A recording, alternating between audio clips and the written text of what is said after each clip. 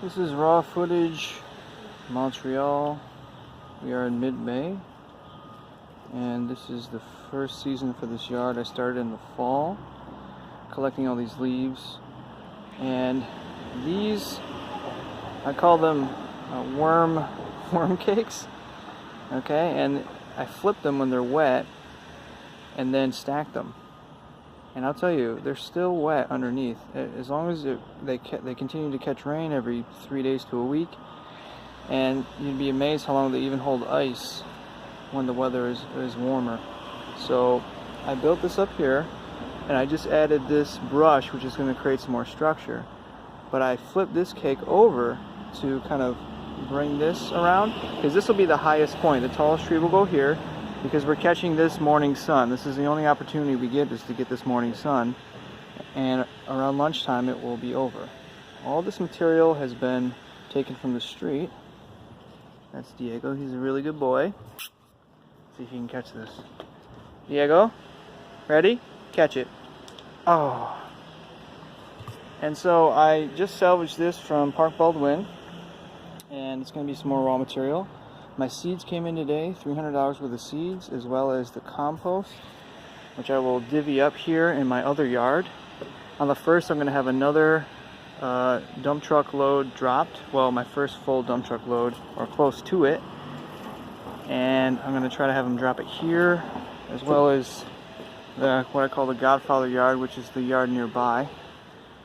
And I was going to show you a couple of features here. Now, every time I make these, they're a little different, but I do logs on the very bottom, and then I continue to alternate the layers. So I do logs and then sticks, like this brush, right?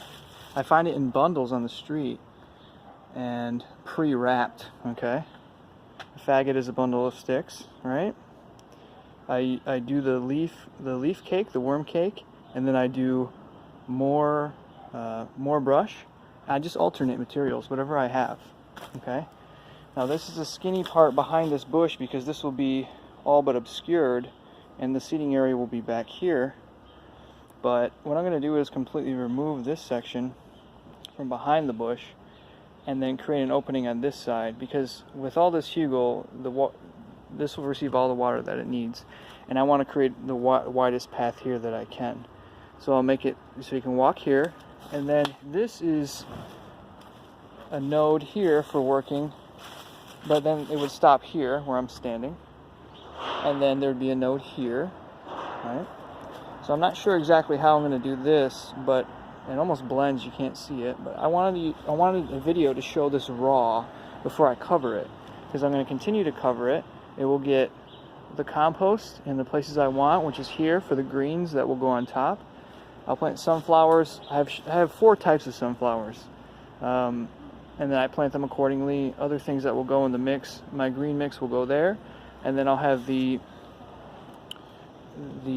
perennial mix will go on this outer edge, and then all the way back is going to be my shade mix. I'm going to see how that shade mix does. It's all flowers, so perennial flowers and shade tolerant or shade loving flowers. This is all material I salvaged, and the maintenance man who does this yard dropped these 6 bags of mulch, and they were free, so I took them, but they're the treated stuff, which I do not prefer. So this little bird sculpture, I consolidated it because the squirrels come and they eat all the sunflowers. I put them here on top of these rocks, and the rocks, if you see, I had these big ones right here. I had them all right here, leaning against to sandwich this, and it's quite useful. I had it here as well on the edges of this, because I wanted to bring this side down, but the weight, it really compacts this, okay, and it makes the shape that I want. So I might have kept that, but I just wanted to note that, because it's a useful technique if you're ever doing this, and for all kinds of design. So I'm going to remove this and move it over to here. And you can see that I brought this forward, because I'm going to make it taller in the back and then shorter in the front, okay?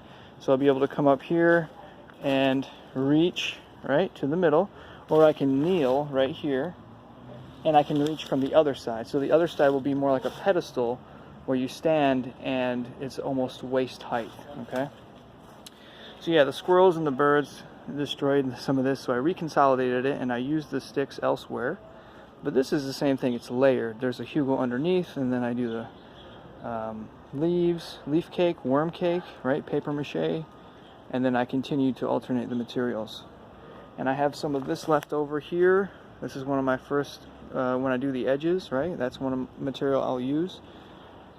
And then I'm not sure what I'm going to do with this. I kind of like it here, but this is the spot where everything should be wide open in the middle here. So the shortest plant will be here, and the tallest plant will be directly behind here, right? So we'll see how it goes. This is raw footage for editing later. Anyone who watched, thanks, and appreciate comments and questions. Just want to document this. And I'll make another video for RW. R and W, W and R. Hashtag Jimmy Leaf Tender. Have a nice day. Bonjour.